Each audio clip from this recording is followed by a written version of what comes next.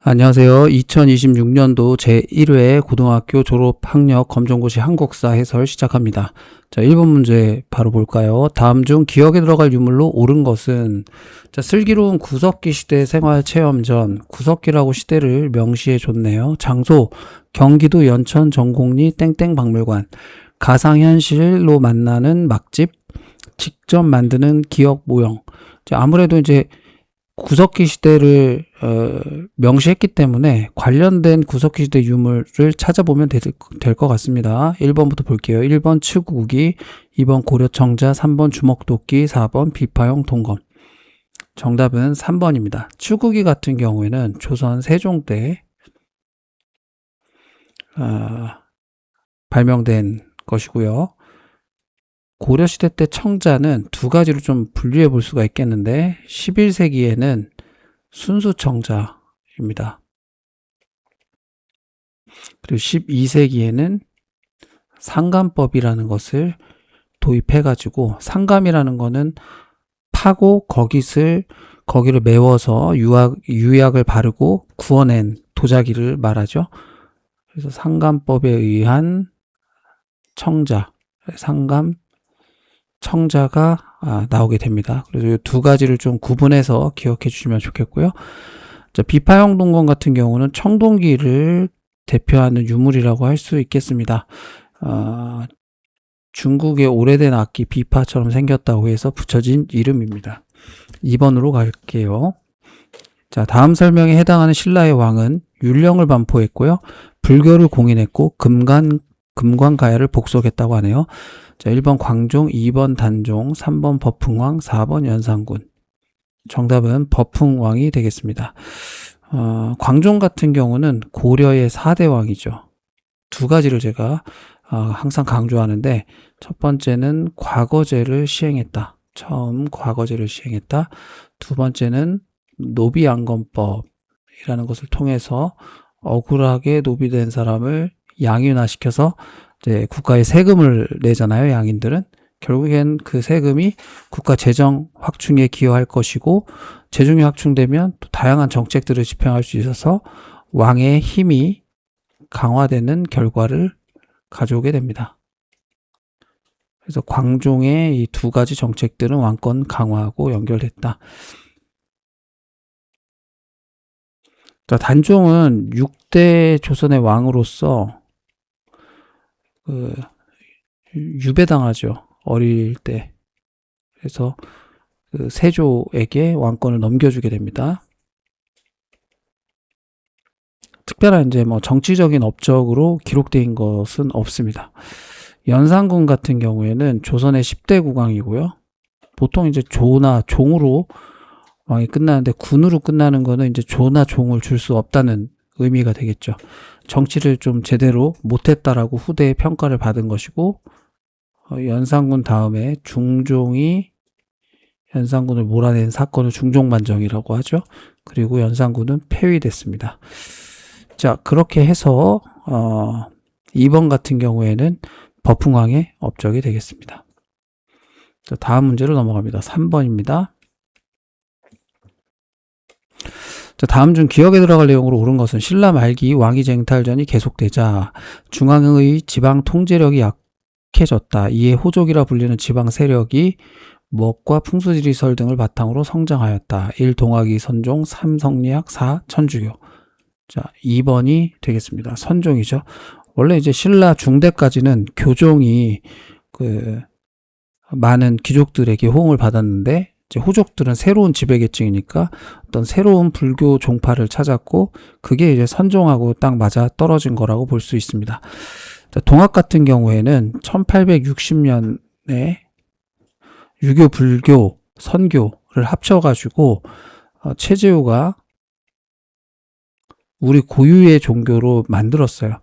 여기에서 강조하는 게 사람이 곧 하늘이다. 인내천 사상. 그러나 조선시대는 알다시피 양반이 하늘이고, 그 다음은 중인, 상민, 평민이죠. 그리고 천민, 이렇게 4개의 계층으로 이루어졌으니, 최재우는 어떻게 보면은 그 신분 체제를 위협하는 주장을 펼친 거죠. 그래서 혹세무민한다는 이유로 조선 조정에서는 최재우를 처형하게 됩니다.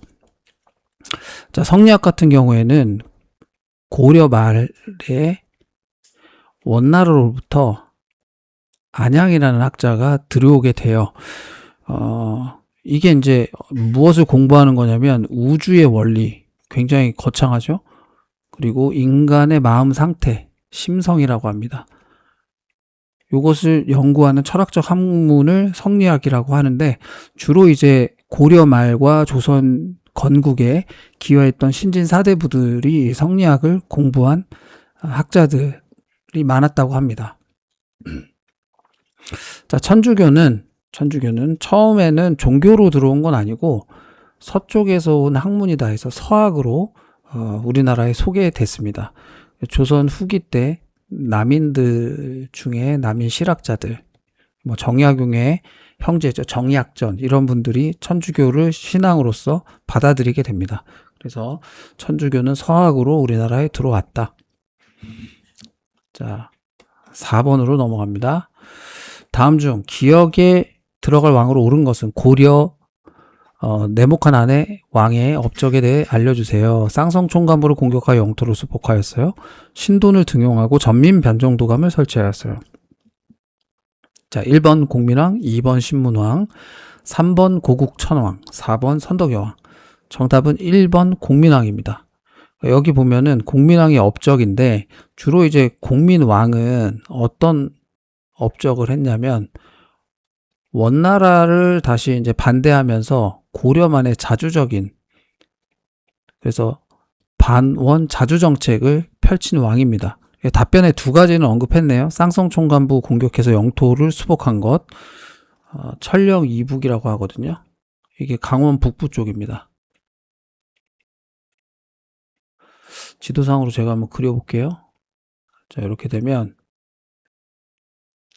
이렇게 제가 빗금친 지역, 여기가 천령 이북이 되겠습니다. 공민왕 때 다시 수복한 영토입니다. 신돈 전민 변정도감. 이거 외에 반원 자주정책이라고 할 수 있는 것은 이제 몽골의 풍습을 금지시켜요. 몽골풍을 금지시킵니다. 머리를 앞은 이제 밀고 뒤를 따는 변발 같은 것들 있겠죠. 그 다음에 또 뭐가 있을까요? 신진 사대부들을 좀 적극적으로 등용합니다. 신진 사대부, 성리학을 공부한 학자들이죠. 신진 사대부를 자, 적극적으로 등용했습니다. 그리고 일본을 정벌하기 위해 세웠던, 동쪽을 정벌한다 해서 정동행성이라고 이름 붙였던 정동행성 이문소도, 자, 일본 원정을 사실상 태풍 때문에 실패하고 해체됐어야 되는데 고려의 내정 간섭을 계속했거든요. 그걸 남아있는 것을 공민왕 때 가서야 폐지시키게 됩니다. 자, 이런 부분들 좀 살펴볼 수가 있겠고요. 그래서 공민왕은 이제 2023년 2회 때 한번 출제가 됐었고 2026년 1회니까 텀이 한 3년 됐네요. 근데 그 전에는 2023년 전에는 또 2021년, 20년 이렇게 한 해 간격으로 출제가 됐으니까 얼마든지 다시 나올 수 있다. 그래서 공민왕은 좀 주목해서 정리를 해두시는 게 필요합니다. 자, 신문왕은 통일신라의 왕권 강화를 했던 왕이에요. 그래서 진골귀족의 대표라고 할 수 있는 신문왕의 장인 김음돌의 난을 진압하면서 이제 본격적으로 국학도 설치하고 노급을 폐지하고 관료전 지급하고 구주 오소경과 같은 행정구역 개편도 하게 됩니다. 신문왕의 업적에 해당되겠고요. 자, 고국천 왕은 고구려 때 사회보장제도 구율정책이라고 할 수 있는 자, 진대법을 실시했다. 자, 진대법은 봄에 빌려주고 싸게, 가을에 갖게 했던 네 글자로 춘대 추납의 내용을 담아서 실시했습니다. 자, 선덕 여왕은 신라 시대 때 왕이고요. 신라의 최초의 여왕이에요. 이때 이제 경주에 첨성대가 세워지고, 또 지금은 터만 남았지만 경주의 황룡사지, 황룡사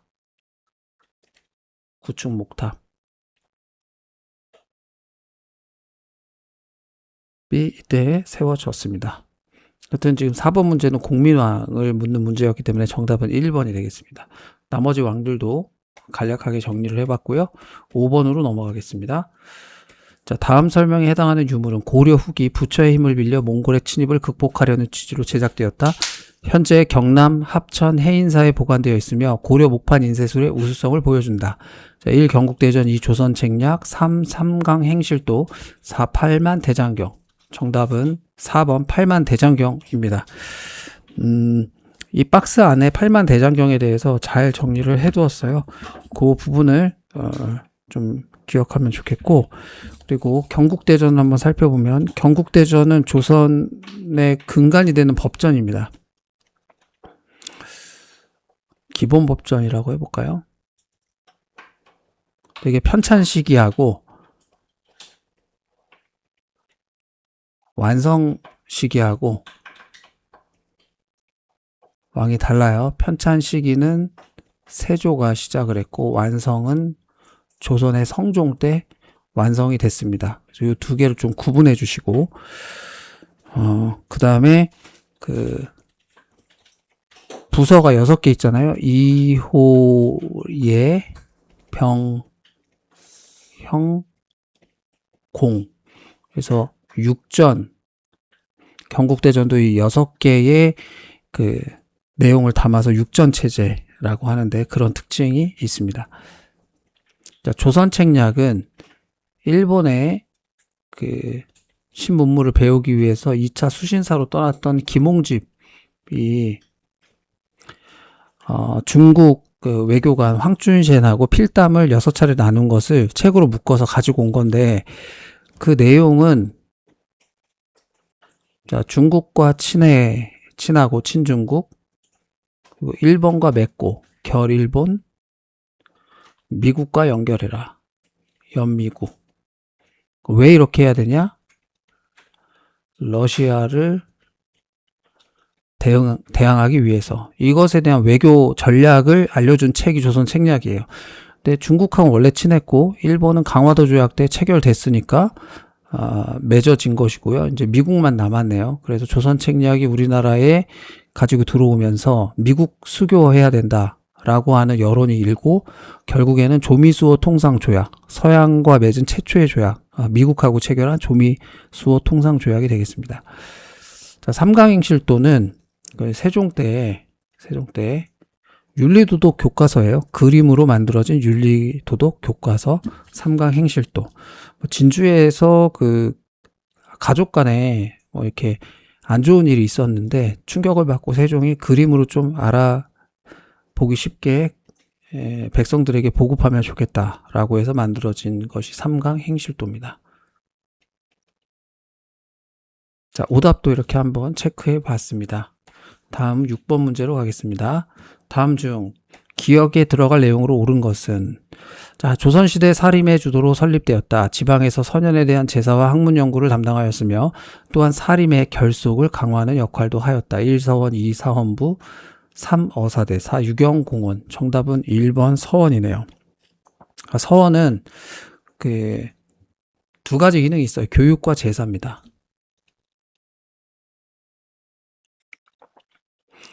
자, 그래서 이 서원을 좀 알고 있는지를 묻는 문제였고요. 사헌부는 조선시대 때 3사 중에 하나로서 감찰을 담당했던 곳이고요. 그리고 어사대는 똑같이 감찰인데 이건 고려시대 때 중앙정치기구예요.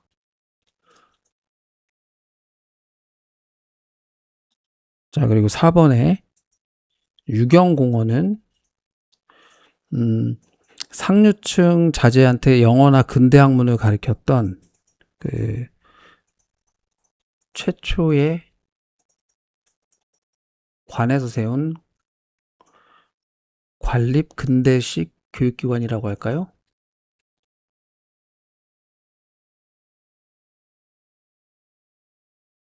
1886년입니다. 대상은 상류층 자제가 되겠습니다. 그래서 뭐 배웠다고요? 예, 영어 및 영어, 근대, 학문 같은 것들을 배웠다. 유경공원. 자, 7번으로 갑니다. 자, 조선의 정조의 정책으로 옳은 것을 보기에서 고른 것은 자, 기역 규장각 운영, 니은 훈민정음 창제, 디귿 수원 화성건설, 리을 유신헌법 제정. 정답은 기역과 디귿 2번이 되겠습니다. 조선 정조는 세 가지를 항상 기억하라고 했는데 여기 두 가지가 제시됐고 하나를 더 써보면 장용영이라고 하는 왕의 친위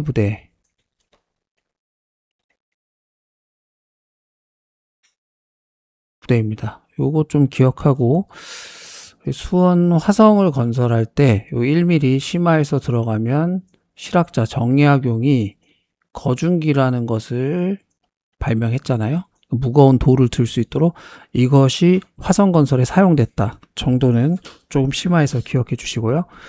훈민정음 창제는 우리가 쓰고 있는 한글이잖아요. 조선 세종 때 훈민정음을 만들어서 반포했습니다. 훈민정음은 특징이 이제 과학적 원리를 담고 있는 것, 그리고 이것이 당시 처음에 만들어질 때는 피지배층을 교화시키기 위한 목적도 가지고 있었다고 하고요. 또 훈민정음 한글이 되면서 우리만의 민족 문화가 발전할 수 있는 토대를 제공했다라는 평가도 받고 있습니다. 그래서 훈민정음 창제나 요 내용들은 훈민정음 창제가 직접 물어본 그 문제는 아직까지 출제되진 않았는데 선지에서는 굉장히 많이 보이거든요. 기본적으로 이게 세종 때 관련된 부분이라는 것과 훈민정음이 어떠한 특징들이 있는지는 혹시 이제 출제될 수도 있을 것 같아서 정리를 조금 더 세밀하게 한번 해보았습니다. 자, 옆으로 올라가셔서 8번 문제로 갑니다. 다음 중 기억에 들어갈 사건으로 옳은 것은 이것은 기억, 당시 미국에 빼앗긴 어제현 장군 숫자기다. 이 숫자가 장수 숫자거든요, 한자로. 미국이 제너럴 셔먼 사건을 구실로 강화도에 침입하자 어제현은 광성보에서 항전하다가 전사하였다. 요거는 이제 1번 신미양요 바로 정답이 나왔네요. 1871년입니다.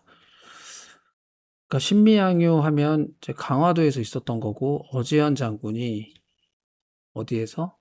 광성보 전투에서 끝까지 항전해서 전사했다. 그리고 당시 이제 미국이 갈 때 여기 이제 나와 있는 숫자 여기 한자로 쓰면 이렇게 씁니다. 장수수. 이 깃발이 지금 미군 그 해군사관학교에 보관되어 있어요. 신미양요 때 가져간 것입니다. 자, 언젠간 돌려주겠죠? 2번 기주대첩. 기주대첩은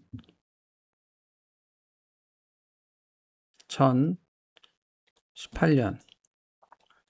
자, 거란이 고려를 3번 침입했는데 마지막 3차 침입 때 누가? 강감찬이 기주에서 큰 승리를 거두었다. 그게 기주대첩이죠. 자, 살수대첩은 612년에 고구려하고 어디하고? 그렇죠. 수나라. 자, 기록상으로는 113만 대군을 보냈고 그 중에서도 이제 별동대로 30만을 고구려에 보냈을 때 누가 막아내죠? 자, 고구려에서는 명장 을지문덕이 막아냅니다. 그래서 29만 8천 명이 숨을 거두고 2천몇 명 살아 돌아갔다는 기록이 있으니까요. 그래서 중국 역대 왕조 중에 수나라는 가장 빨리 나라가 망하기도 합니다. 아무래도 이 살수대첩에 대한 패배 때문이 아닐까 추론해 봅니다. 형평운동입니다. 형평운동은 1894년 갑오개혁 때 공식적으로 법적으로 신분제는 폐지되었어요. 그런데 이 신분에 대한 의식은 남아 있었단 말이죠. 그것을 아무래도 양반들이나 중인 상민들보다는 천민에 해당됐던 백정들은 계속 그 차별을 느끼고 있었어요. 의식이 있었고, 이것을 바꿔보기 위해서는 이 차별을 좀 철폐해달라라는 주장을 했습니다. 어디에서? 1923년 조선형평사라고 하는 것을 진주에서 만들어서, 자, 거기에서 주장을 했습니다. 그것이 이제 형평운동이 되겠습니다. 자, 다음 문제로 갑니다. 9번입니다. 다음 설명에 해당하는 사건은 김옥균 등 급진개화파 세력이 주도함. 우정총국 개국 축하연 날 일어남. 청군의 개입으로 진압됨. 김옥균은 이제 대표적인 개화파 중에서도 급진개화파, 빨리 문을 열어야 된다. 그리고 위로부터 과감한 개혁을 해야 된다. 이런 주장을 펼쳤고, 청나라보다는 일본을 모델로 하면 좋겠다. 일본이 메이지 유신을 먼저 일으켰기 때문에 이거는 친일적 주장하고는 다릅니다. 아직 일제강점기 전이고 일본이 메이지 유신을 통해서 위로부터의 개혁이 성공했고 근대화로 나아갔기 때문에 젊은 지식인이었던 김옥균은 그 모델을 배우자고 주장할 수 있었던 것이죠. 우정총국은 오늘날로 얘기하면 우체국입니다. 우체국이 처음 등장한 날 그날에 맞춰가지고 갑신정변을 일으켰는데 청나라가 그 군대를 보내서 개입함으로써 진압됩니다. 그래서 3일 만에 진압이 됐어요. 3일 천하라는 별명을 갖고 있는데 비록 실패는 했지만 근대 국가 건설을 향한 지향점을 담고 있는 여기서 주장하는 뭐 갑신정강이라고 하는 부분들, 대표적인 게 이제 신분제를 좀 폐지하면 좋겠다. 갑오개혁에서 폐지됐지만 신분제 폐지에 대한 이야기는 갑신정변 때 이미 10년 전에 주장이 됐거든요. 그 주장이 반영된 것이 갑오개혁이라고 할 수가 있겠어요. 정답은 1번이 되겠고요. 무신정변은 고려시대 때 차별받던 무신이 정변을 일으켜서 정권을 무신이 장악한 것이죠. 처음에는 좀 혼선이 있다가 최씨 형제들, 자, 최충원 때부터 좀 안정기에 들어섭니다. 이때 최고의 권력기구로서 교정도감 같은 것들을 만들어서 나라를 운영을 했습니다. 자, 임진왜란은 뭐 이순신을 빼놓을 수가 없어요. 모든 문제의 출제가 이순신하고 연관된 문제가 많고요. 또 하나를 더 한다면 의병이 되겠습니다. 의병도 좀 기억을 해주시면 좋겠습니다. 자, 위화도 회군은 1388년 요동 정벌에 반대했던 이성계가 결국에는 당시 왕이었던 우왕을 몰아내고 또 최영을 몰아내고 권력을 장악한 겁니다. 권력 장악 되겠습니다. 자, 그래서 정답은 1번이 되겠네요. 자, 10번으로 가보겠습니다. 다음 중 기억에 들어갈 내용으로 옳은 것은, 자, 기억의 추진. 1차 군국기무처 주도 과거제 폐지, 2차 재판소 설치, 8도를 23부로 개편. 이게 이제 그 갑오개혁입니다. 갑오개혁에서 이제 군국기무처라고 하는 기구를 만들고 여기가 주도가 돼서 많은 개혁들을 성공시켰습니다. 2차 때 재판소 설치 8도를 23부로 개편했는데 사실 2차 때는 교육 관련된 내용들이 많이 반영이 됐어요. 교육 입국 조서를 반포했고요. 그게 이제 근대적인 교육제도를 마련했거든요. 이게 무슨 말이냐면 학교를 세웠다는 거예요. 어떤 학교들? 사범학교, 선생님들을 양성하는 학교, 그리고 소학교, 초등학교에 해당되는 거죠. 그리고 외국어 학교. 자, 교육입국 조서가 나오고 근대적 교육제도의 마련은 학교가 세워지면서 구현된 것이 갑오개혁 2차 때입니다. 이 부분들을 특징 것 적인 것들 좀 정리를 해 두시면 좋겠습니다. 자, 그리고 정답은 2번 가보개혁이 되는 것이고, 대동법은 조선 후기에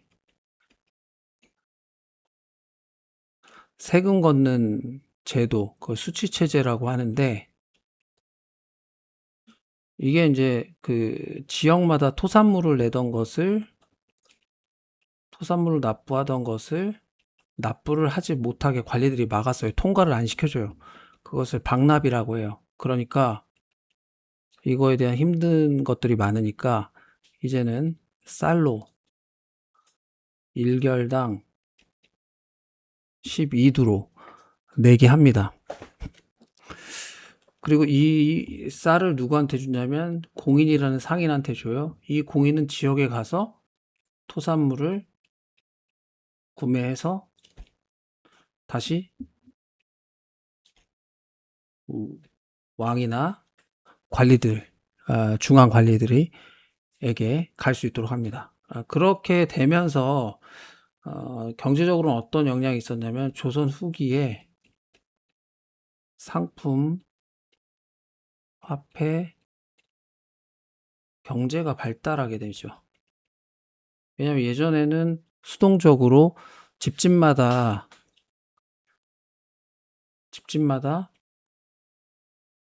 납부를 시켰거든요. 근데 이제 토지가 있는 토지 면적에 따라서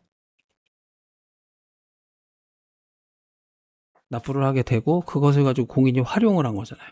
그러니까 한 지역뿐만 아니라 두세 개 지역을 비교하면서 그러니까 더 경쟁이 붙게 되고 좋은 제품들을 찾게 되고 그러다 보면 경제는 더 활성화가 되겠죠. 자, 3번 을사늑약입니다. 을사늑약은 1905년. 을사늑약은 두 가지 기억하시면 돼요. 하나는 이제 입틀막 우리의 주권을 우리가 행사하지 못하게 된 것, 주인으로서 그 외교를 할 수 없게 된 것, 외교권을 박탈한 것. 자, 또 하나는 통관부를 설치했다는 것. 초대 통감이 이토 히로부미 안중근에 의해서 하얼빈에서 저격당했던 이토 히로부미가 초대 통감으로 부임했습니다. 내정 간섭을 조금 더 전방위적으로 하게 됐다는 거죠. 자, 삼국통일은 676년에 나당전쟁, 기벌포 싸움과 또 매소성 전투를 승리로 이끈 신라가 대동강 원산만 이남으로 통일을 하게 되죠. 그것을 이룩했던 왕이 문무왕입니다. 용이 돼서 바다에 묻어달라고 했던 그 문무왕. 그래서 정답은 일단 2번이 되겠고요. 자, 11번입니다. 다음 질문에 대한 정답으로 옳은 것은 조선 숙종 때 독도를 침범한 일본 어민들을 내쫓고 일본에 건너가 독도가 조선의 영토임을 확인한 인물은 누구일까요? 1번 강감찬, 2번 박제가, 3번 안용복, 4번 유관순. 이건 어렵지 않죠? 안용복입니다. 근데 중요한 것은 독도 관련해서 시대별로 정리를 한번 꼭 해 두셔야 된다고 했습니다. 신라 때, 지증왕 때 누구를 보냈다? 이사부를 보내서 우상국을 복속함으로써 우리 영토임을 울릉도 독도가 우리 영토임을 최초로 역사적인 기록. 이것도 일본보다 엄청 앞서죠. 일본의 기록도 있었어요. 태정관.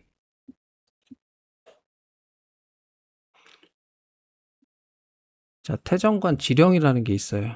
이거는 1877년 일본 자체 기록에도 울릉도 독도가 조선 영토임을 규정하고 있고요.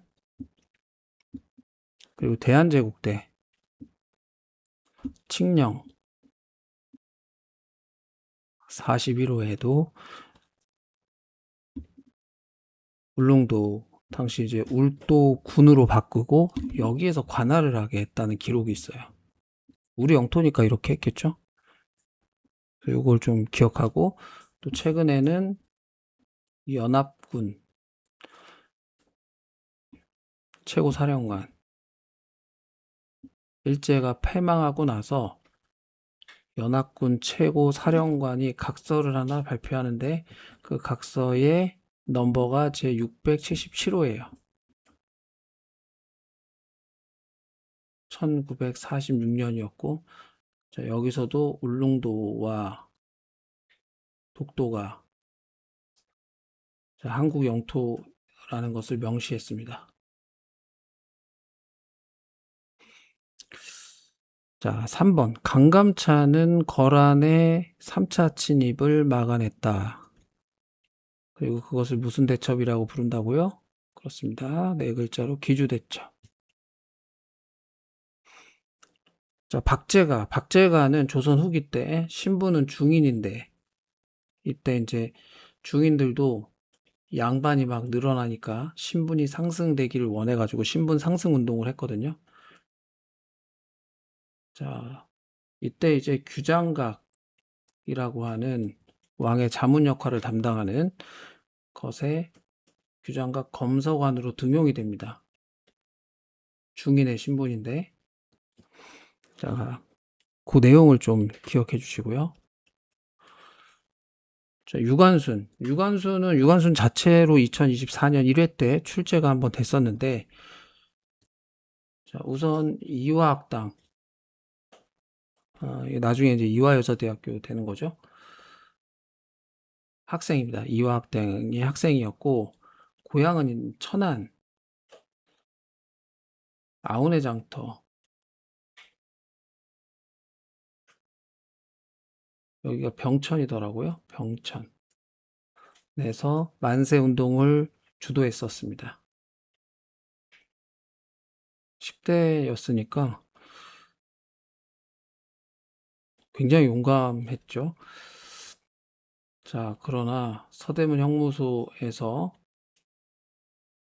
옥사하셨습니다. 너무 그 고문을 심하게 받아서 순국하셨죠. 자, 그렇게 정리를 해봤습니다. 12번으로 갑니다. 자, 다음 중 기억에 들어갈 사건으로 옳은 것은 경제적 구국운동의 전개, 기억, 보안의 활동, 국제보상운동 이렇게 있고요. 개항 후 일본 상인의 곡물 매입 등으로 우리나라 각지의 곡물 가격이 급등하였다. 자, 이 함경도 등 일부 지역에서 지방관들이 곡물 유출을 막기 위한 내린 조치였다.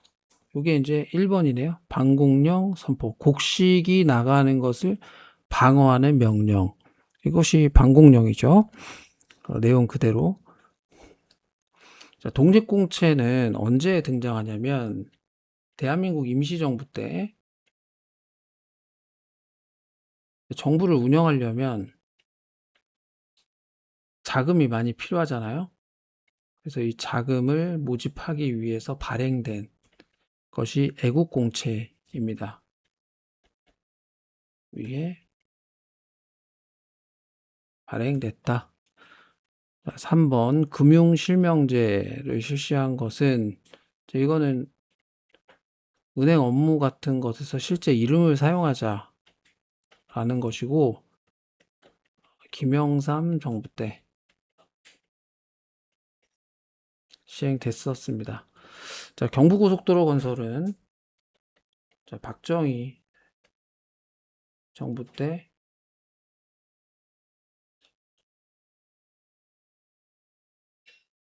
1968년에 착공을 했고 1970년에 완공을 했습니다.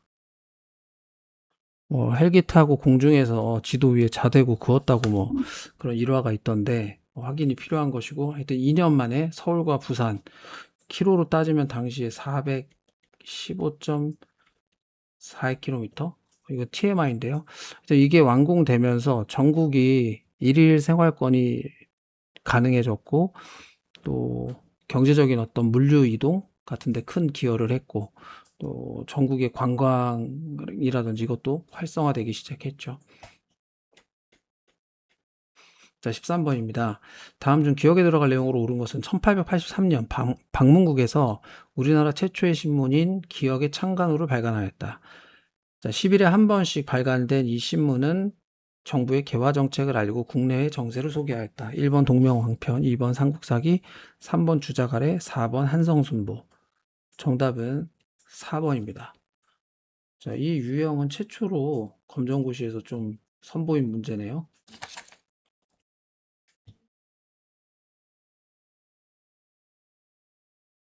자, 한선승보를 직접 물어봤습니다. 포인트는 10일에 한 번이라는 거예요.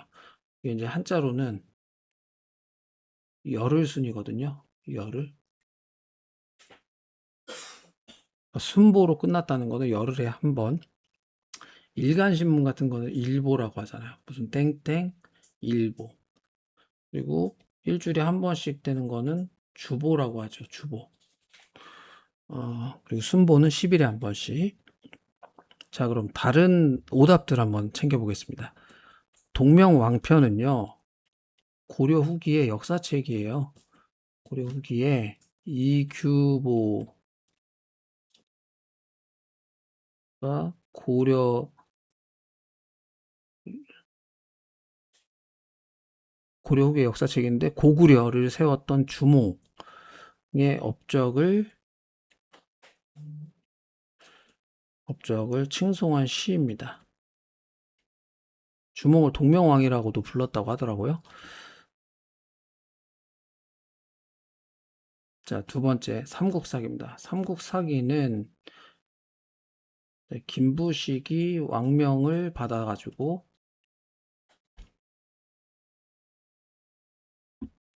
받아서 편찬을 했어요. 고려시대 때요. 요것의 의미는 지금까지 남아있는 현존하는 우리나라에서 가장 오래된 역사책입니다. 역사서. 가장 오래된 역사서. 꽤 정확하다고 해요. 교차 검증을 했을 때. 그러니까 사료로서 가치가 굉장히 높겠죠. 자, 주자가래. 주자가래는 중국의 송나라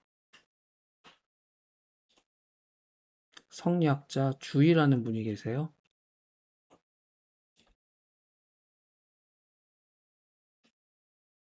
자, 이분이 일상생활에서 뭐 지켜야 될 예절 같은 거 있잖아요. 그 예절에 관해 가지고 기록한 책입니다. 네, 이렇게 한번 살펴봤습니다. 다음 장으로 가겠습니다. 14번입니다. 다음 설명에 해당하는 일제 식민 지배 방식은 1910년대에 일제는 헌병 경찰제를 시행했다. 또한 조선 태영령을 통해 한국인을 억압하였으며 일반 관리는 물론 교원도 제복을 입고 칼을 차게 했다. 이거는 지배 방식은 1910년대 무단통치네요. 무단통치. 자, 그러면 1번이 무단통치 바로 정답이네요. 자, 기인제도는 고려시대 때 지방 호적 자재를 이제 인질로 삼아가지고 중앙 수도에 머물게 해요. 공부시켜준다고. 그리고 출신 지역에 대한 또 자문도 하게 되는 거죠. 자녀를 데리고 있으니까 좀 호족들을 견제하는 장치가 되겠죠. 자, 친명배금, 명나라하고는 친하게 지내고 금나라는 배척한다. 요거는 이제 광해군 다음에 서인들이 집권하면서 친명배금이라는 것을 내세워서 외교를 했죠. 그런데 당시 이제 시대적 상황 속에서는 후금의 힘이 강했기 때문에 조선을 침략하게 되고, 이게 이제 그 정묘호란이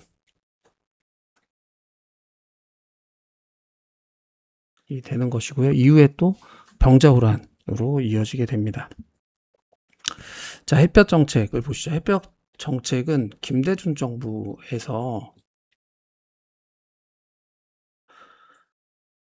북한을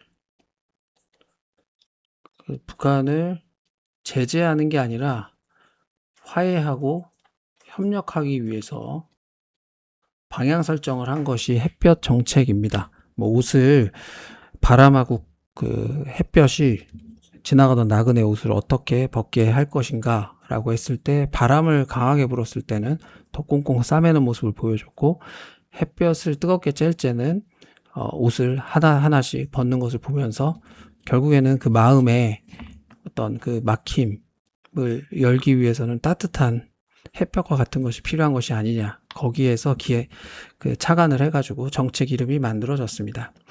자, 다음 문제입니다. 15번. 다음 설명에 해당하는 회의는 1945년 미국, 영국, 소련의 외무장관들이 참석함 한국의 임시민주정부 수립을 위한 미소공동위원회 설치와 최대 5년 기한의 신타 통치 실시를 결정했다라고 했어요. 자, 이제 이 내용은 1번 화백회의, 2번 정상회의, 3번 통일주체국민회의, 4번 모스크바 3국 외상회의. 정답은 4번입니다.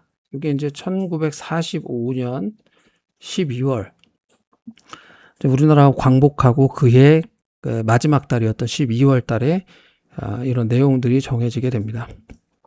자, 화백회의는 삼국시대 때 신라의 귀족회의를 화백회의라고 불렀어요. 정삼회의는 백제의 귀족회의입니다. 정삼이라는 바위 위에다가 중요한 사항들을 놓고 지키다가 며칠 지나서 확인을 해서 그 결정에 따르도록 했던 귀족들의 결정 방식입니다. 통일주체 국민회의는 자, 박정희 정부가 유신헌법을 통해서 세운 약간 그 변칙적인 국회라고 할 수 있어요. 여기에서 이제 대통령을 간접 선거로 선출했고 유신헌법에 따라서 대통령은 또 중임도 없습니다. 영구 집권도 가능해요. 거기에다가 대통령이 국회의원, 유신회의 국회의원 3분의 1을 추천합니다. 그럼 자기를 추천해준 대통령 또 뽑지 않겠어요? 그래서 전국적으로 굉장히 큰 반발이 있었고 대표적인 게 부산과 마산의 부마항쟁. 이게 이제 79년 10월이었으니까요. 그 해에 10월 달에 결국 김재규 중앙정보부장의 총을 맞고 숨을 거두게 되죠. 자, 정답은 4번이 되겠습니다. 다음 문제로 갑니다. 16번입니다. 미술친. 자, 미술친 이 단체에 해당하는 것은 만주에서 김원봉 등이 조직한 이 단체를 알고 있니? 신채호의 조선혁명 선언을 활동 지침으로 삼았어요. 단원인 나석주가 동양척식 주식회사에 폭탄을 던졌어요. 자, 여기서 말하는 이 단체는 1. 영선사, 2. 의열단, 3. 장용영, 4. 통신사. 정답은 2번 의열단입니다. 요게 조직은 이제 1919년이에요. 만주에서. 신채호의 조선혁명 선언을 본격적으로 수용하고 나석주뿐만 아니라 두 분만 제가 더 적어볼게요.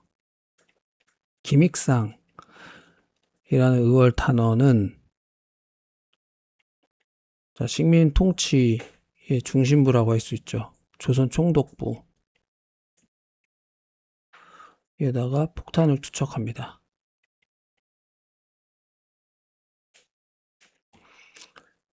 그리고 김상옥은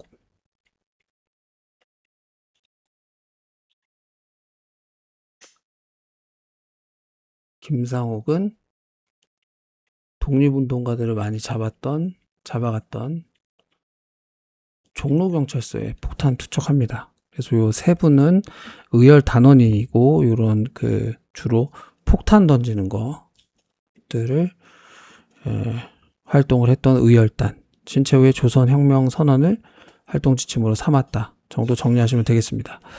자, 영선사는 1881년에 이제 개화 때 가까운 나라 일본도 가서 배워라. 수신사, 청나라로 가서 배워라. 영선사. 그래서 청나라에 파견을 했었던 사절단이고 여기에서 파견해서 배워와가지고 한성에다가 기기창이라고 하는 무기 제조 공장을 만들어요.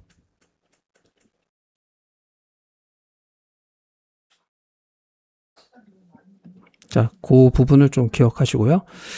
자, 장용영은 정조의 탕평책에서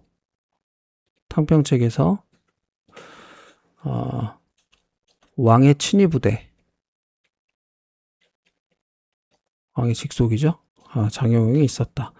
정조의 탕평책은 이거 외에도 수원 화성건설이라든지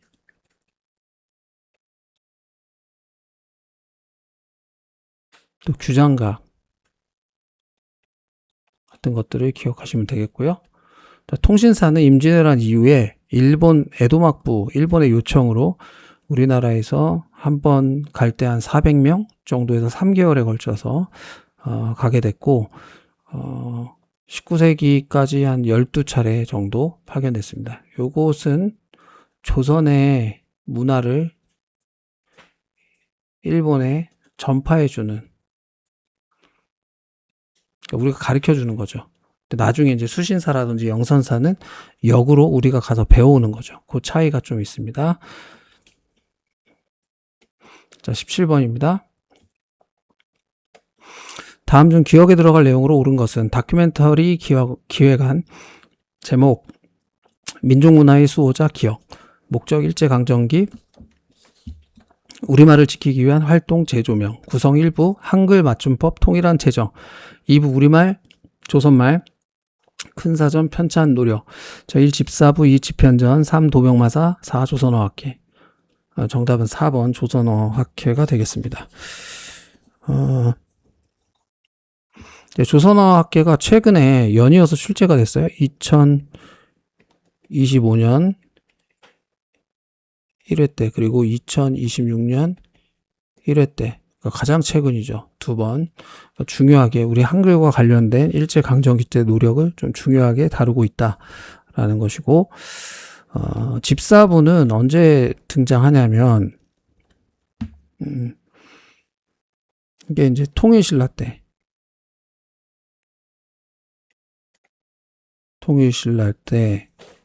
국왕의 직속기관이에요. 집사부가 강해지면 왕권도 강해집니다. 마치 시소에 같이 올라타 있는 것 같아요. 반대쪽은 귀족들이 있어요. 그 귀족과 귀족의 대표 상대 등이 강해지면 국왕과 왕권은 또 집사부의 기능은 약화되죠. 그래서 이거 시소로 표현하면 한쪽은 왕, 집사부, 그리고 귀족, 상대 등. 그래서 이게 시소와 같다. 집사부를 책임지고 있는 분을 중시 또는 시중이라고 불렀습니다. 책임자를. 집현전은 세종 때 정책이나 학문을 연구했던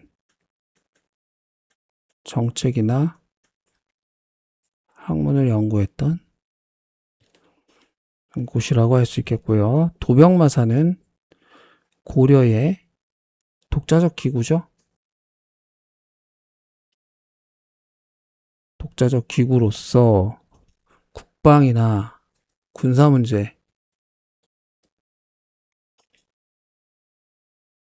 문제를 논의하고 결정하고 이런 역할들을 감당했었다. 자, 18번으로 가겠습니다.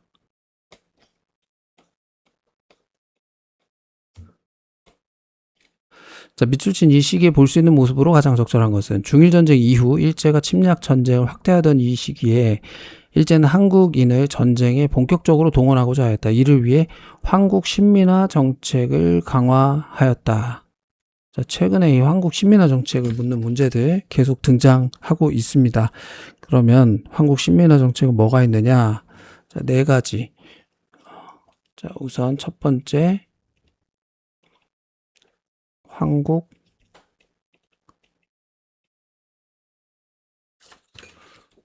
신민서사라는 게 있어요. 요것은 암송시킵니다. 두 번째, 신사에는 참배를 시키고, 세 번째, 일왕의 거첩 항양에다가 절을 시킵니다. 인사시키는 거죠. 궁성요배. 그리고 이름을 일본식으로 바꾸는 창씨개명. 다 일본인으로 동화시켜가지고 충성스러운 일왕의 신민이 되도록 했던 거죠. 정답은 1번이 되겠습니다. 다른 부분들을 좀 살펴보면, 자, 2번 홍경래의 난에 참여하는 농민.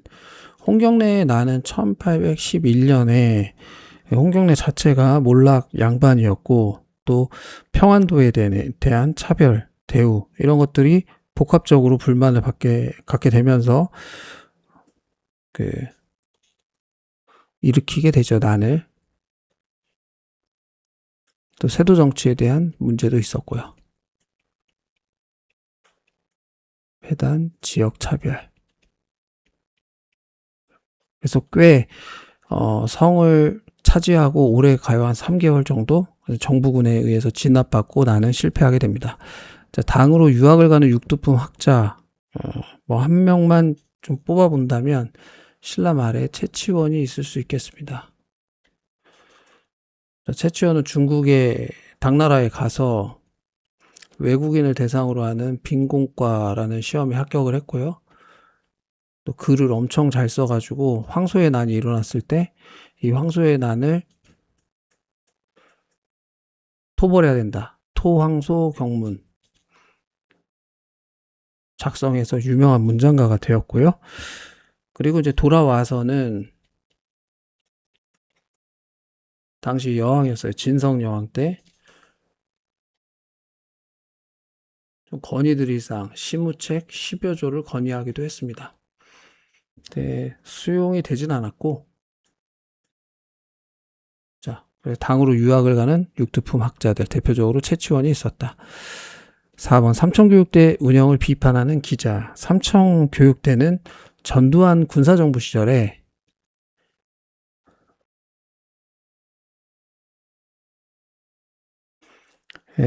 폭력범과 사회 풍속 문란사범 이런 사람들 잡아다가 교육시킨다고 폭력범 또 사회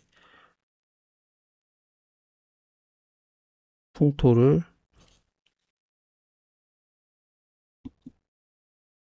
문란하게 하는 사람들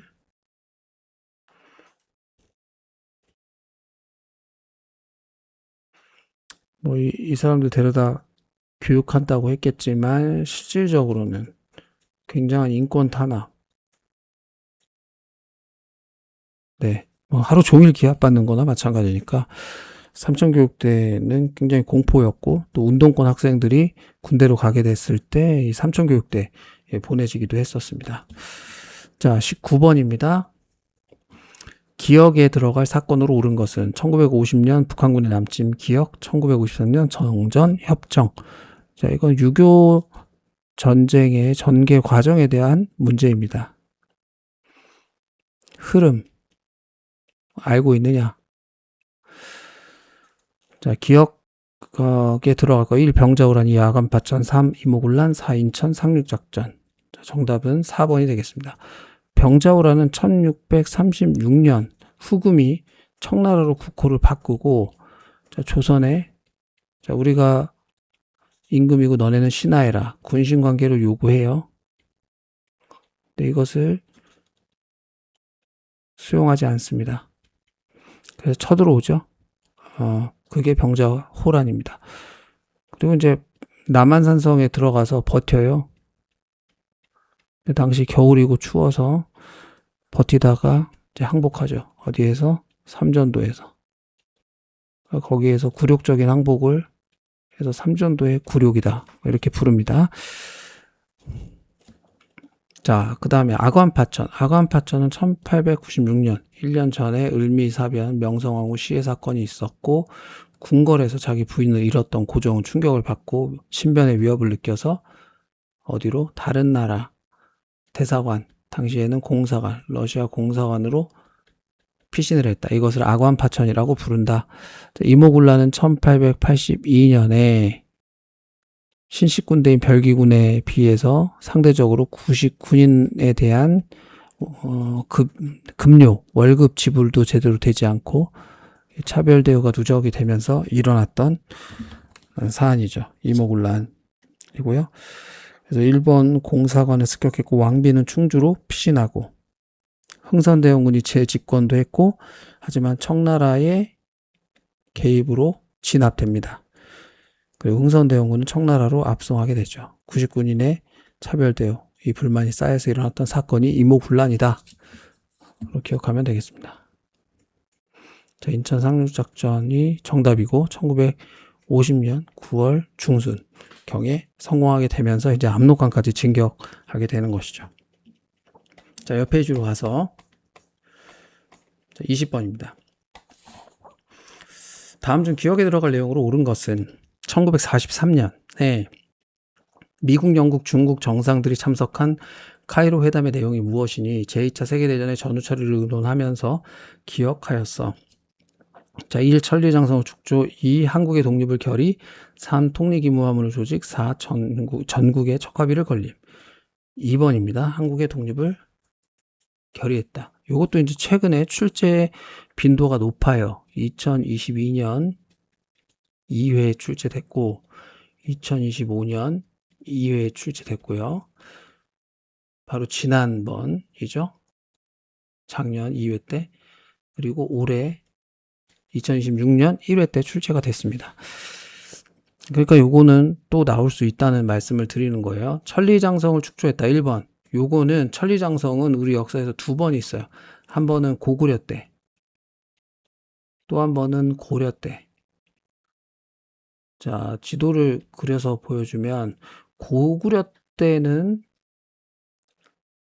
이렇게 종으로 부여성에서 비사성을 연결시키는 마치 중국의 공격이 이어지지 않도록 막는 방파제 역할을 하는 천리장성이었고, 고려 때는 거란족이 여진족이 내려오지 못하도록 압록강에서 동해안으로 이어지는 가로로 된 천리장성을 축조했습니다. 그래서 천리장성 축조하면 고구려인지 고려인지 어떤 형태로 세워졌는지, 세로인지 가로인지 이걸 좀 구분해서 기억해 주시고, 통리기무화문이라고 하는 것은 강화도 조약 이후에 정부에서도 개화를 준비하고 정책을 추진하는 총괄 기구로서 세운 기구가 통리기무화문이에요. 자, 여기에서 이제 신식군대인 별기군을 창설하기도 했다라는 것도 추가로 좀 기억해 주시고요. 전국에 척화비를 건립했다. 이거는 이제 흥선대원군이 신미양요 끝나고 통상수교에 대한 거부 의지, 이건 이제 전국 방방곡곡에 알리는 방식으로 비석을 세운 거예요. 서양 오랑캐가 침범했는데 싸우지 않고 화평하게 지내자라고 하는 것은 나라를 팔아먹는 것이다. 이런 내용의 두 줄의 문장으로 이루어진 비석을 전국 방방곡곡에 세웠습니다. 그게 이제 화평을 배척하자라는 비석 척화비가 되겠습니다. 21번입니다. 다음 중 기억에 들어갈 내용으로 옳은 것은, 자, 3.1운동 이후 기억의 수립과 활동, 조사 내용 상하이에 자리 잡은 이유, 연통제와 교통국의 운영 방식, 1. 별무반, 2. 홍문관, 3. 중서문화성, 4. 대한민국 임시정부. 정답은 4번입니다. 3.1운동 이후에 나타났던 여러 영향이 최근 많이 3.1운동 출제될 때 그쪽 부분에 집중되는데, 대한민국 임시정부 수립이라든지 또 중국의 오사운동에 영향을 줬다 라는 것도 있고요. 네, 임시정부 수립, 중국의 오사운동 영향, 이런 것들 좀 주목해서 기억해 주시고, 또 무단통치가 통치 방식이 뭘로 바뀌었다고요? 3.1운동 이후에 문화통치로 변화됐다 라는 것도 기억해 두세요. 자, 별무반은 고려 때 윤관이 만든 것이고요. 이 별무반을 가지고 여진을 정벌하죠. 그리고 성을 쌓습니다. 그 성이 동북쪽에 위치하고 있어서 동북구성이라 이름했어요. 동북구성을 축조했다. 자, 이번에 홍문관은 무엇이냐? 왕의 자문 기관입니다.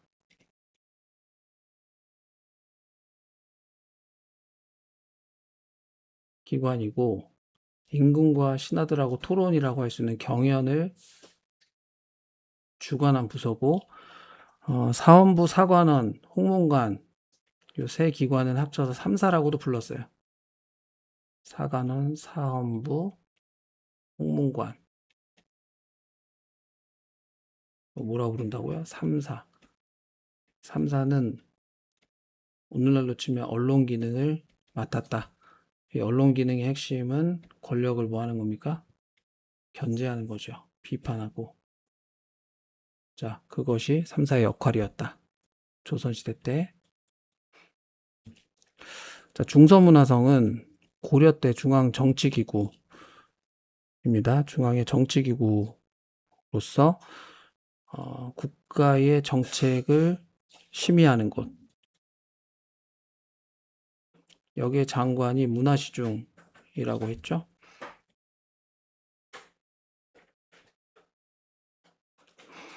자, 이런 내용들 기억하시고 대한민국 임시정부라는 것 다시 한번 강조했습니다. 22번입니다. 다음 중 기억에 들어갈 내용으로 옳은 것은 한국사 인물카드 김구 1876년에 태어나서 1949년에 돌아가셨고 주요 활동으로는 이봉창, 윤봉길 등이 단원으로 활동한 한인애국단을 조직했고요. 통일정부 수립을 위해 기역을 추진함. 1번 근후에 2번 교관겸수, 3번 남북협상, 4번 발제개헌. 정답은 3번입니다. 남북협상. 당시에 이제 단독 선거가 남한만 이루어질 것이 결정되자 북한의 김일성 직접 만나요. 만나서 남북 협상을 추진했습니다. 김구의 중요한 업적이 되겠습니다. 자, 근후에는 일제강점기의 최대 여성단체. 일제강점기 최대 여성단체. 이고요. 또 신간회의 자매단체이기도 했습니다. 자, 교관겸수는 고려 때 문종의 넷째 아들이죠. 이분이 이제 의천인데 의천이 주장했던 내용 중에 교관겸수가 대표적입니다. 그러니까 교리 연구하고 실천사항을 같이 해야 된다 라는 내용입니다. 그것이 교관겸수가 되겠습니다. 4번의 발제개헌은 1952년에 이승만 대통령이 국회의원에게 인기가 없었어요. 원래 대통령은 초대 대통령 간선제로 뽑았잖아요. 근데 요것을 발제개헌 해가지고 대통령을 직선제로 바꾼 것입니다. 그래서 또 대통령 되죠. 발제개헌. 그 다음에 또 헌법을 또 바꿔요. 4.4 5.18개헌. 그리고 또 한 번 더 하려고 하다가 이제 4.19 혁명에 의해서 하야하게 되는 거죠. 자, 23번입니다. 다음 중 기억에 들어갈 사건으로 옳은 것은 3.15 부정선거, 부정선거 규탄 시위 발생, 김주열 학생 시신 발견, 시위 학생, 시위의 확산, 이승만 대통령 하야. 1번 을미사변, 2번 4.19 혁명, 3번 동학농민운동, 4번 서경천도운동. 정답은 4.19 혁명입니다. 4.19 혁명도 현대사에서 중요한 정치적 사건이기 때문에 이 부분들을 기억하시고요. 최근에 2025년 1회, 2024년 1회, 2020년, 2022년, 2021년, 2018년 거의 해마다 출제가 되는 부분입니다. 이 흐름들을 잘 여기 정리해 놨으니까 기억하시면 될 것 같고, 을미사변은 1895년에 명성황후 시해 사건, 시해 사건이라고도 하죠. 이제 민비 명성황후가 러시아를 끌어들여서 일본이 자객을 보내가지고 명성황후를 잔인하게 죽였던 사건입니다. 인류사에 이렇게 잔인한 사건이 없었을 거예요. 시신도 불태워서 향원제라는 연못에 버렸다고 하니까요. 자, 3번 동학농민운동. 이거 이제 1894년 동학을 믿는 농민들이 중심이 된 그 운동이었죠. 동학농민운동은 그 전봉준 녹두장군이 중심이 됐다라는 것 좀 기억하시고요.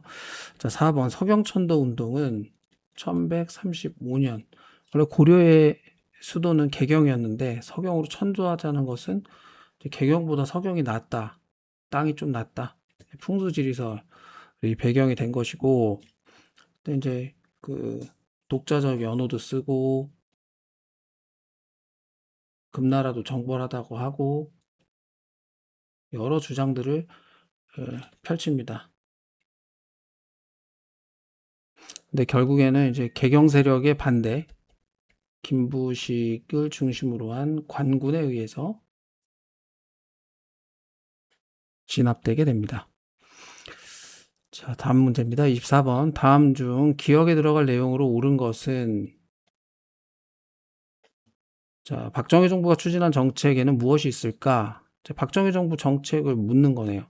1. 노급을 폐지하였다. 2. 강화도로 천도하였다. 3. 과전법을 시행하였다. 4. 새마을 운동을 실시하였다. 정답은 4번이네요. 새마을 운동이 이제 근면, 자조 협동 이런 구호를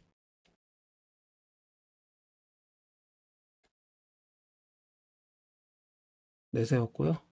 농촌을 좀 근대화 시켜보자 라는 것이고 실제로 농가 소득이 향상되기도 했다.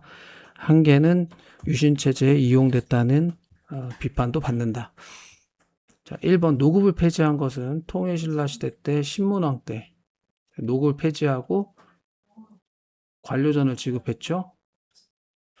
그리고 2번 강화도로 천도했던 것은 원나라 간섭기에서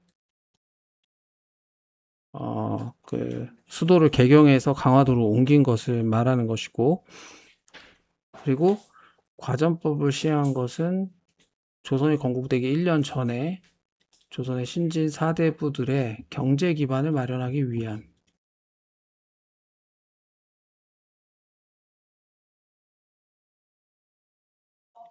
마련입니다.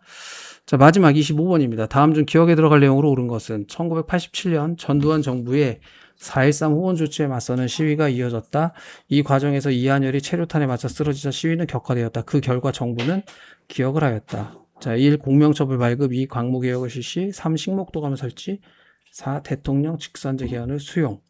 이제 6.29 선언이라고도 해요. 정답은 4번이고요. 공명첩은 임진왜란 이후에 정부의 재정이 좀 어려웠는데 그 재정을 보충하기 위해서 이름을 비워놓고 관리의 어떤 그 임명장을 발급을 합니다.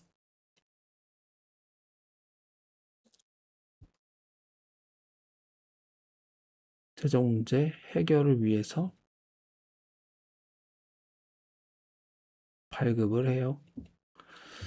자, 광무개혁은 고종이 황제로 취임하고 광무개혁을 실시해요. 여기에서는 옛 것을 근본으로 새 것을 참고한다는 점진적 개혁을 주장했고, 경제적으로는 양전 사업을 실시하고, 또 그것을 근거로 해서 토지 소유권을 명시하고 있는 지계를 발급했습니다. 그리고 서울에 친위대, 군대를, 지방에는 진위대, 이런 걸 만들었고, 또 하나는 원수부를 설치했어요. 설치했다. 이런 게 광무개혁에 해당되는 내용입니다. 자, 식목도감은 고려의 중앙정치기구,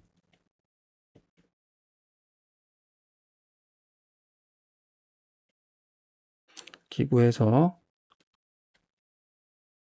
도병마사와 함께 독자적 기구거든요. 고려의 독자적 기구인데 법률이라든지 각종 시행규칙,